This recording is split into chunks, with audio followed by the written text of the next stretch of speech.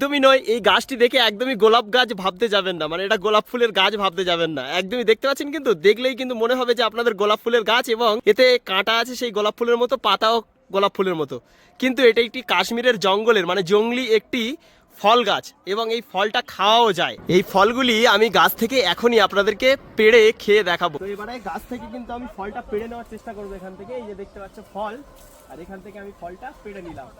অতিরিক্ত পরিমাণে কাঁটা আছে, ঠিক আছে, এই কাঁটার কারণে কিন্তু সমস্যা হতে পারে, যার কারণে খুব সাবধানে পাকতে হবে এটাকে। এই দেখো,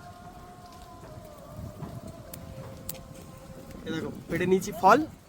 এই ফলটা যেভাবে খেতে হয় সেটি আমি আপনাদেরকে দেখানোর চেষ্টা করব। প্রথমে এটাকে ভেঙে নিলাম, এবং এটা অতিরিক্ত পরিমাণে কিন্তু এখন পেকে গেছে, আর এই পাকা ফলটাকে আমাকে খেতে হবে।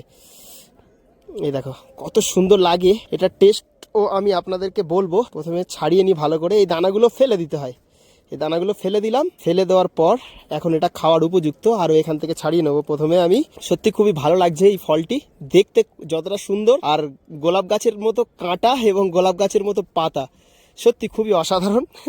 কিন্তু খেতে কেমন লাগবে এটা আমি এখন নিজেও বলতে পারি না বা বলতে পারছি না, সেটা অবশ্যই আমি আপনাদেরকে বলবো। কাশ্মীরের জঙ্গলে বেশিরভাগ, মানে আমাদের ওখানে যেরকম জ্বালানির জন্য বেশি গাছপালা পাওয়া যায়, মানে যেগুলো গাছপালা কেটে মানুষ জ্বালানির কাজ করে বা ঘরের কাজ করে, এখানে তেমন গাছ খুবই কম দেখতে পাওয়া যায়। এদিকে শুধু বেশিরভাগ ফলের গাছ দেখতে পাওয়া যায়, যার কারণে মানুষজন কাশ্মীরে আসে বেড়াতে, এবং কাশ্মীরের খাবার দাবার, কাশ্মীরের ফল খেতে পারে এসে।